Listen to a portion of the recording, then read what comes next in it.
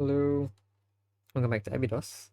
Last episode we finally beat File Sorter. I think it was a three-parter, but I kind of beat it all in one sitting. Yeah, this is the original design. Took about 20,000 cycles per test case. I managed to, you know, resolve it. The idea was because this was X13, every number coming through here had a chance of being either even or odd. So there were a lot of inefficiencies because you'd get random numbers that weren't supposed to be here. Rather, I would have preferred it if I had x14. So I had x14 here, which basically ensured every number that showed up was an even number. So rather than have a size 13 group for every letter, so every letter holds 13 possible subvalues, I could make it so that every letter holds 14 possible subvalues with one value that didn't mean anything, because that value could just be ignored. And this would ensure that every number coming through here is even, and therefore, since every number coming through here is even, you only have to check even numbers, which basically halved my entire calculation time. So yeah, and then I did a bunch of additional optimizations in terms of space and icons, and I finally got this. So now every test case requires just 15,000 cycles as opposed to the usual 29,000. 23,000. So now 15,000. So it's not exactly half, but it's almost halved.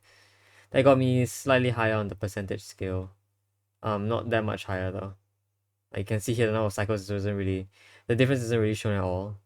Because there's one that's around like, I don't know, just counts every 8,000, right? So what about the 320,000 mark that someone took 320,000 cycles to get here?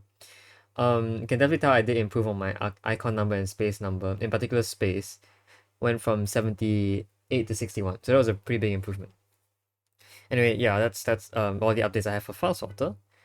Now I can't go to number 46, but there is one final puzzle that I can solve before I'm forced to somehow get a 46th segment. I'm not sure if this puzzle here will give me segment number 46. I think it should. Because none of these actually add to the count that I have here. So all 45 were the red ones. Yeah. So I think that's going to be what we're going to do today, the hidden puzzle. This is Minority Reporter, I believe. So yeah, it's a hidden puzzle you get from unlocking this screensaver. I don't entirely know when I unlocked this, but it was some point pretty early on. I think it was like around here. When I unlocked these puzzles, I unlocked the screensaver with it. It was one of these things that helped me unlock it as well. I don't know if it's in the lore, but yeah, well, it's here now. So yeah, let's see if we can figure out what minority reporter is. We have five inputs and two outputs. Okay. I suppose we don't know what this means. Okay, every block is it's not exactly 4. I would say it's like a very even distribution of digits though. I wouldn't consider this to be maybe a cipher or something. No, I don't think so. It's a very long sequence of of words.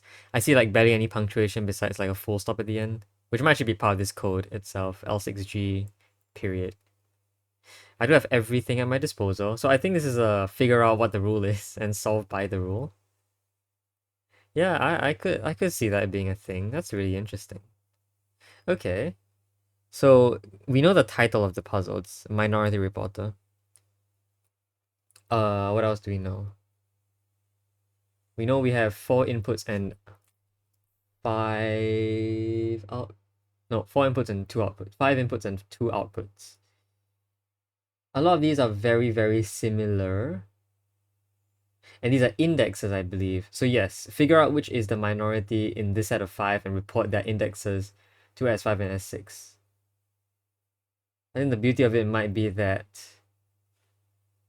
there can't be 3 minorities because there were 3 well, there could be 3 minorities, couldn't there? It could be like if we look at colors, right? It could be blue, red, green, and then 2 whites, and then the blue, red, and green will be minority. The 2 whites will be majority. But I guess that's never gonna happen.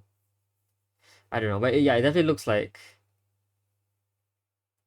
in every case there will be at least three of the same item, and if so, we just indicate which. Like colors also, right? Is there ever a case where you have values that are the same but the colors are different? Yes. So here's a 160 that's red, and here's a 160 that's green. Hmm. So we also have to differentiate by color. How are we gonna do that? Oh, there's a color sensor, but we can't write color, right? Hmm. How do we differentiate color?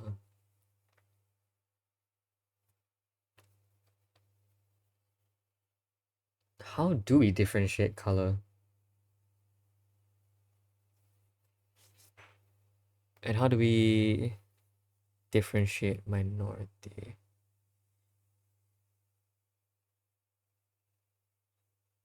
Okay, so um uh,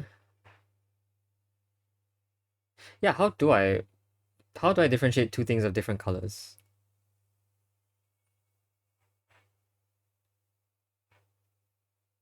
I suppose if I add it to the majority, yeah, if I add it to the majority, it will give a different color, right? But what if white was majority and then like red was a minority? But because red plus white should give you white, right? So here you have I guess white and green. Okay. So let's do a test. If white and green merged, what will be the resulting color? It'll be green. Oh. So I guess this is colorless. If I color you to be white though.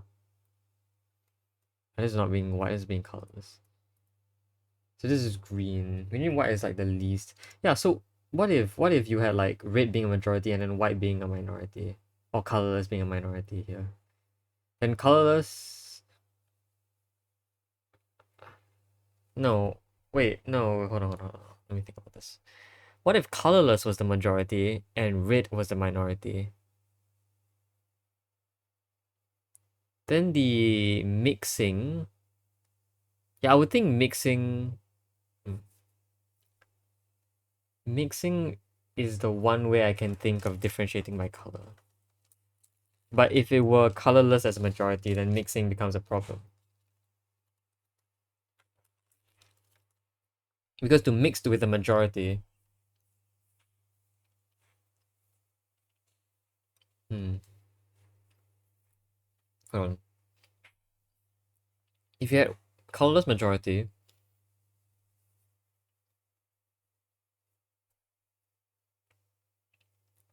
no, I want red to be a majority and white to be colors to be a minority here. If colorless merged with red, it will produce red, which will make it appear as if the colorless was originally red, which is a failure state. I don't want that to happen. I want it to actually be determinable as a majority. I think this is one of the yeah, this is exactly what I'm looking for. 160 that is red as majority and then a white one as a minority, colorless as minority. That's gonna be a problem, this exact case. How are we gonna how are we gonna determine this to be the case, I guess? In fact, how are we gonna determine the majority in the first place? I don't even know how we do that. It's like the best I can do is counting right now. I can count how many the majority has and how many other things there are. But I can't index it, right? The only way I index it is maybe like if 0 went in, got duplicated, and then 0 went through a check, and if that 0 passes a check, its index does not get sent in. I don't know. But how would I know which is the majority to begin with?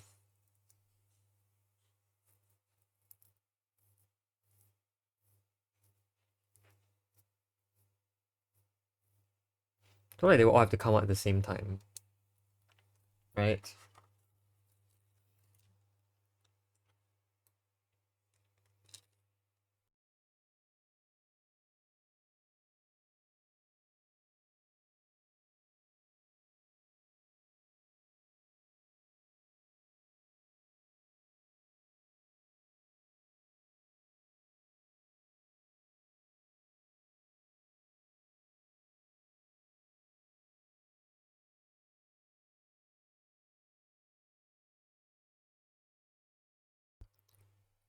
I mean, it really does appear that there are only 4 separate values possible. 167, 160, 154, and 166. 66? Yeah. Are there only 4 possible values? If I went to other cases, are there other values? Maybe not actually. Maybe there are only these 4 values. That simplifies things a little bit. If there are only 4 possible values possessed, which are 154, 160, 166, and 167, then maybe we can do something like a counter. But I don't see how we can still index things like 154, yeah, 154, 160, 166, and 167.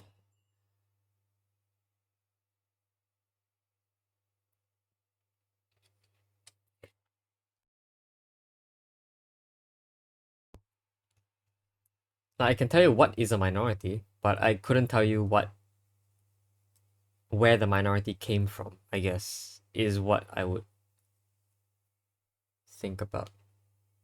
I suppose one way I could do it is I could hook up each of these to 4 different sensors, and each sensor could activate a port, right? That would make sense. And each port basically counts how many times something shows up. But like I guess the blue also makes sense. Yeah. We could also use these ports to count how many of these there are. The idea is that these values, after counting how many of each type there are, you get a count that is linked to that specific value, right? So you get how many 154s, how many 160s, how many 166s, and how many 167s there are. You'll be able to identify any minorities by just virtue of, well, let's say all majorities are 3 and above. We can therefore simplify this and say anything that is counted 2 and below are minorities by default. Okay. We can then do the same for color, right? So if it turns out there are, where's the example that I showed? This one. There are 5 160s. Yeah, but if we then search by color, there are also 4 possible colors, RGB and colorless. So it's like we have to do this twice.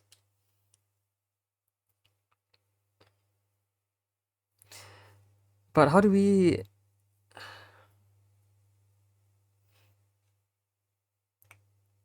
how do we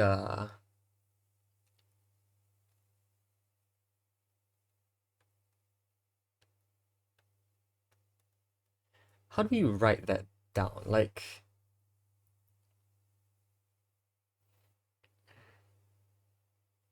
yeah, okay, I can think of something.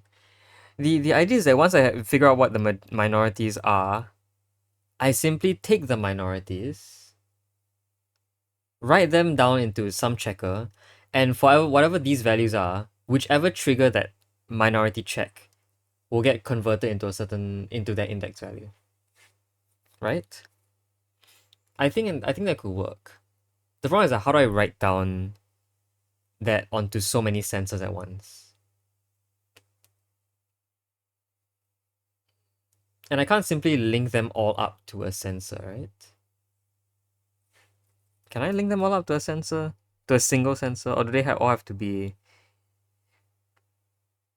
Because the point is that I want 5 separate lines. And each line, if I merge all the lines, I no longer get the ability to index. Because I'll just get these values coming in.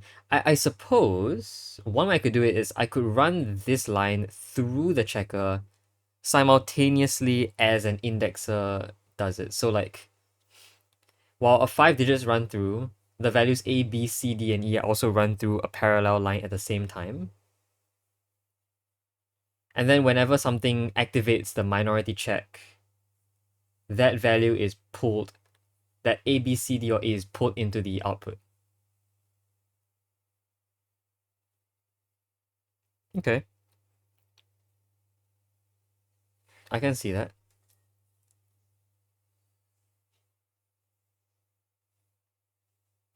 Hmm. Okay, we kind of have to do a really big matrix first though. Because we first had to check for the four values 154, 160, 166, 167. Then we have to check for the four colors, which is already what, like a 4 by 8? Actually, a 4 by 9, which doesn't really seem very effective to me. I don't know if we have enough space after this. Because, like, yeah, I don't think we have enough space after this. Hmm. Real suspicious stuff going on here. Probably should have put in the color checkers first.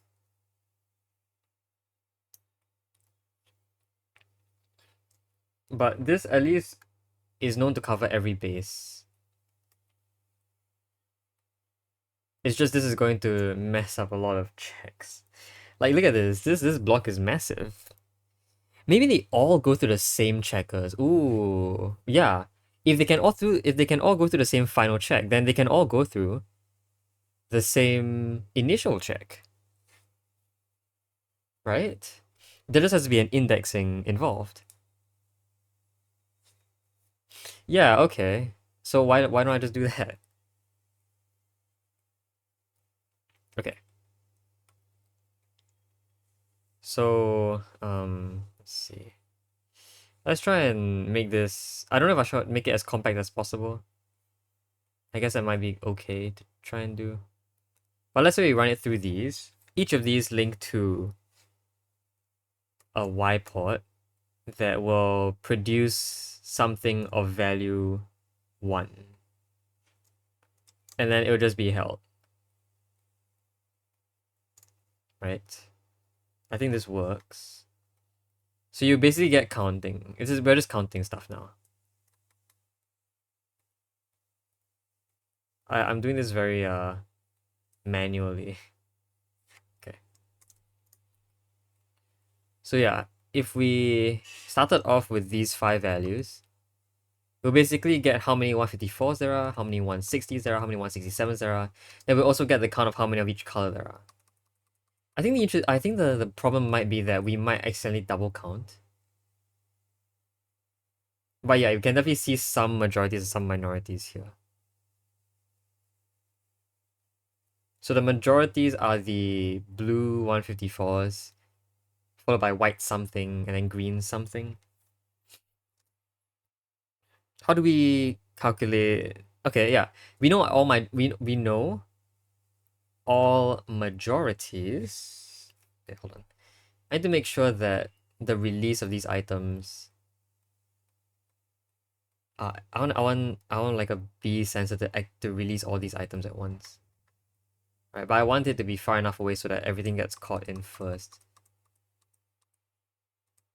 Oh well, this bit will definitely match this bit at some point, but the merging won't. The merging has to happen first. So it's like 1, 2. If it takes 3 steps to get here, the last digit would take 1, 2, 3 steps to get here, and then this would be the 5th digit, 4th, 3rd, 2nd, 1st. Okay, 1, 2, 3, 4, 2nd, 1st. Okay. If I just did like a wiry snake here, this is where the B sensor would be. So we'll get this kind of thing, right?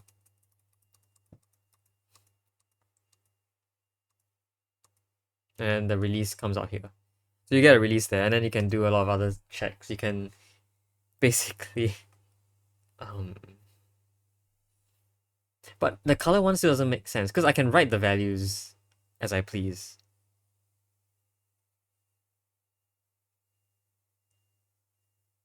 But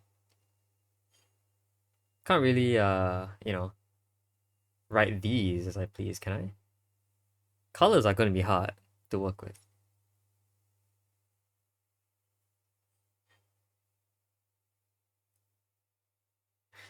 I suppose each of these channels could activate what? No, I don't think that really works though, does it? Yeah, the colors one's gonna be really annoying.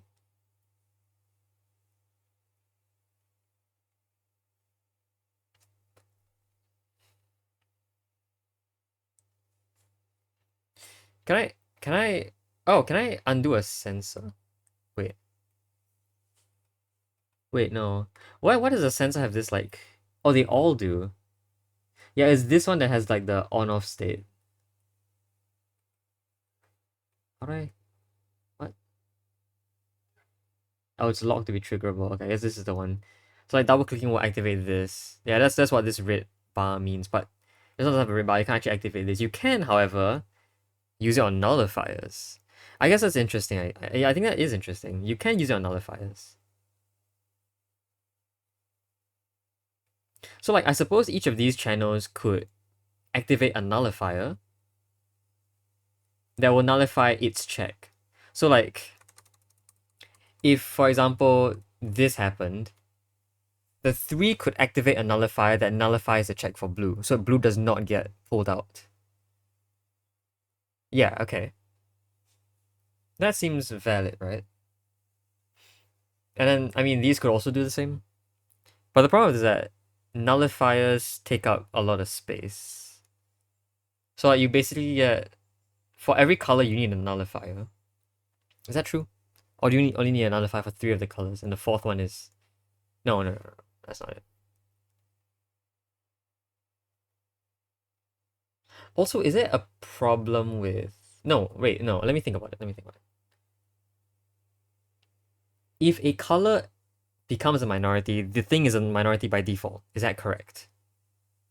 Right? If there is 1 white and 4 reds, we'll just use white to mean colorless for now because it's easy to say. If there's 1 white and 4 reds, that white must be a minority regardless of what. So a single color check works. The reason why we need a number check is if the colors are the same. If you have 5 reds, then the number check becomes important. And vice versa. The number check might be all that's necessary to figure out minority. However, if all numbers are the same, then it's the colors that determine it. Yes. Oh, interesting. I just realized, even if there are no minorities, or if there's only 1 minority, what comes into S5 and S6 are actually ellipses. How would I get that to happen?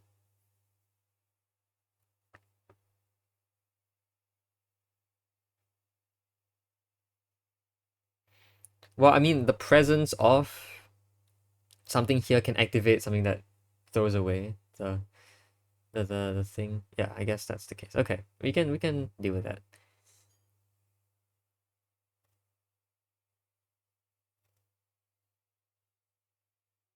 Okay.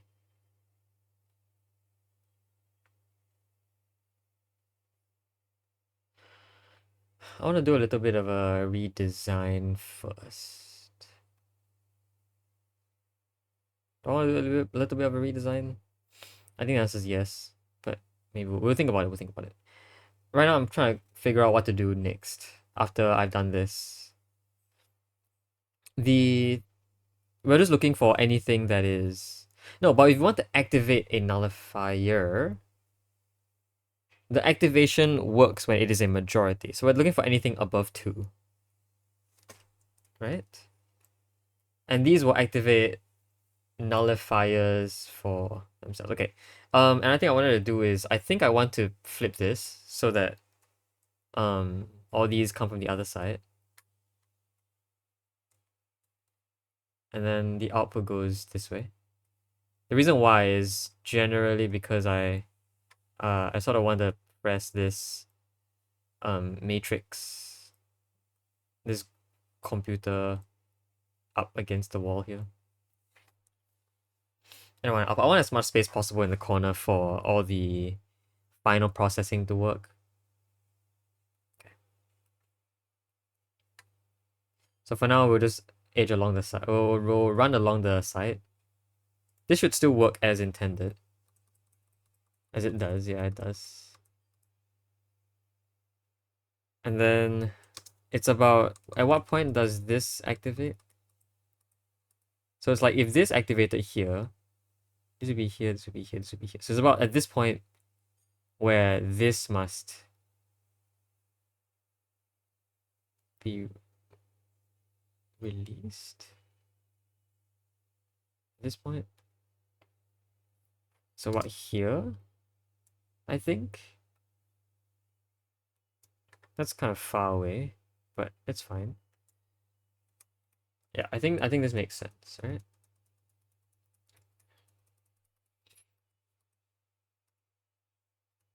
Yeah.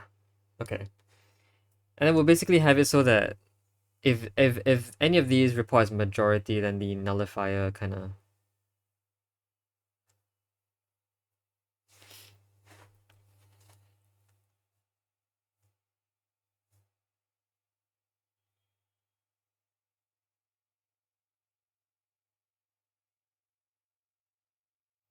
Hmm.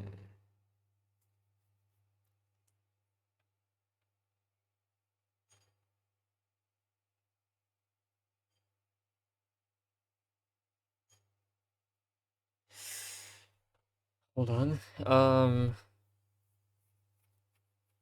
Hold on. Let's see.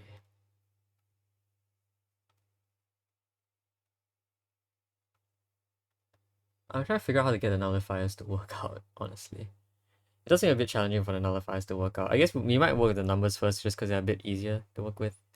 So like the numbers, if they came in here, I mean it was pretty easy to just write down a value like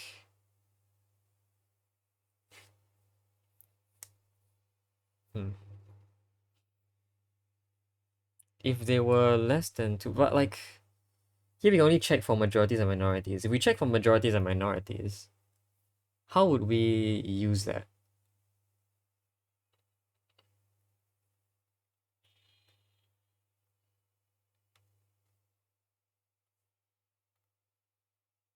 Yeah, I guess the minorities are anything less than 3 by default. It's anything that's a minority. Um, if successful, we'll activate. This is just so much space. It's a bit too much space. There's just too much. Too much I need to code in.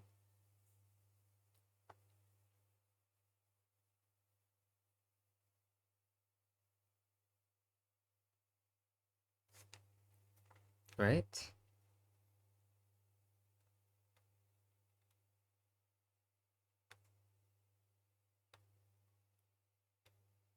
I don't know. This is a lot.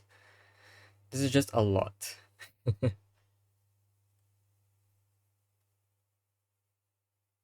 I don't see it. Is this working? Is this workable?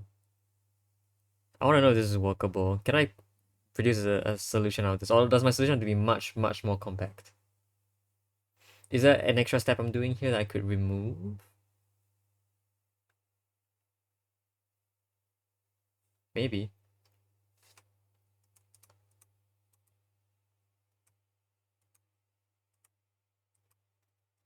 Not really. I mean, suppose we just work with the numbers for now and kind of ignore any colors. We'll have to eventually add the colors in, but uh, I don't know. I mean, with 4 colors and 4 numbers, you get 16 possible options. Doing this seems to be the most efficient way for a separate check for numbers and colors,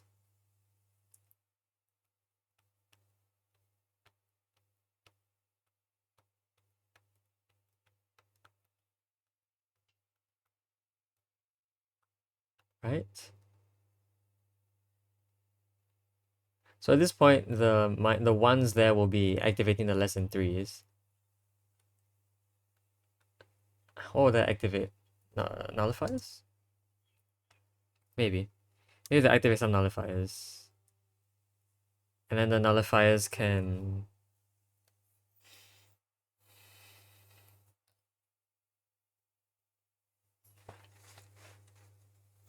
The nullifiers will prevent checks on certain values. So right now these will all be inactive, so they won't nullify anything. But if activated, they will nullify stuff.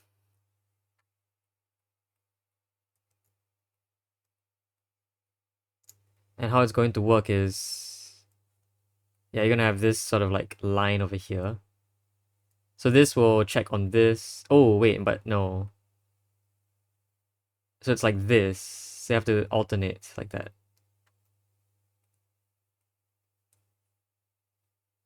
I don't like that there's a wire here that does this. Because I'm gonna put a sensor here.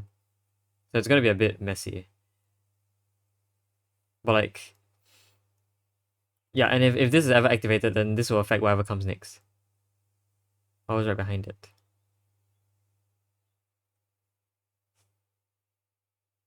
Can I change that? Can I resolve that? I don't know. But like, yeah, so this can do a check for 154, then a check for 160, then a check for 166, then a check for 167. And then we can actually copy that over here actually. We can actually do the exact same thing. The only issue is that, yeah, the wires become a big problem. But besides that, that actually looks very solid. Oh, well, I said besides that. This actually will be a massive problem. Also, these should check for minorities also, so I think they will do the exact same things here. I don't quite know. But then again, see, with so many wires in the way, right, you suddenly get... You get this massive problem where this can be activated by something in front of it.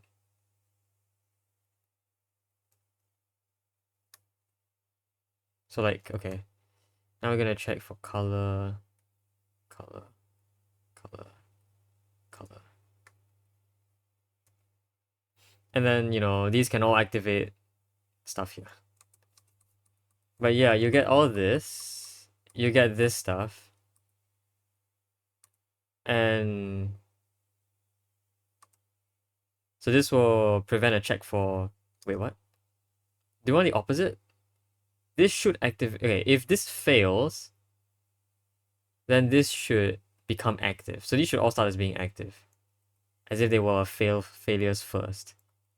When they do become less than 3, i.e. a minority, then these will activate and not nullify, therefore allowing the check to truly occur. Oof. Okay. Well, there's no nullification though. That's gonna be a big problem, I think. Also, what's going on? Hello? So these will nullify. These will not nullify. Yeah, you get a nullification here. See? That's the problem. So you get like an alternation, which is going to be a big problem as well. Like, if it ever happens that like somehow a 160 was meant to be checked here, and the 160 gets nullified beforehand, will it? It will. In fact, they all get nullified over there. Oh, because this will always count as a failure state because of this. Yeah, so that's a problem. Like unless I put it here, but then I'm going to need a staircase, which is not right.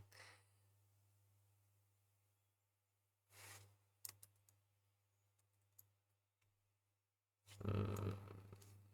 This feels really good though. Like, this idea feels pretty good. If only I could resolve the wiring issue, which feels a lot more challenging than I think it actually. I think it is a pretty challenging thing to have to fix. So maybe there's another way I can do this. Like one interesting way I could do this is I could like spread it out if I had less things to check. If I only check by numbers.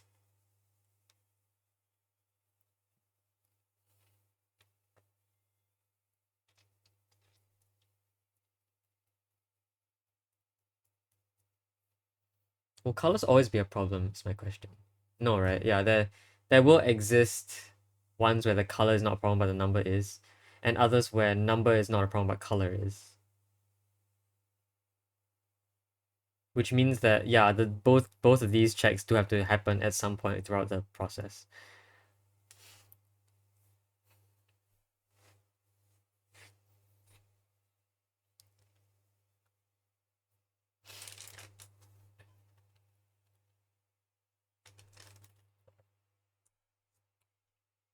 Hmm.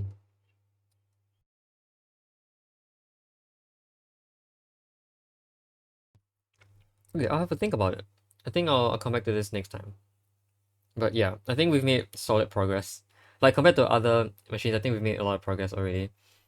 I'll see if this is workable. I'll see if we can do anything about it. The next idea is to have all of these hooked up to these indexes. So I have two indexes, one that indexes for number and one that indexes for color. Is that fair? I don't know. But yeah, we'll see if that happens, if that works, and then So yeah, I think that's gonna be for this episode. Yeah, I'll think about it. Hope you guys enjoyed the video. See you guys next time. Bye bye.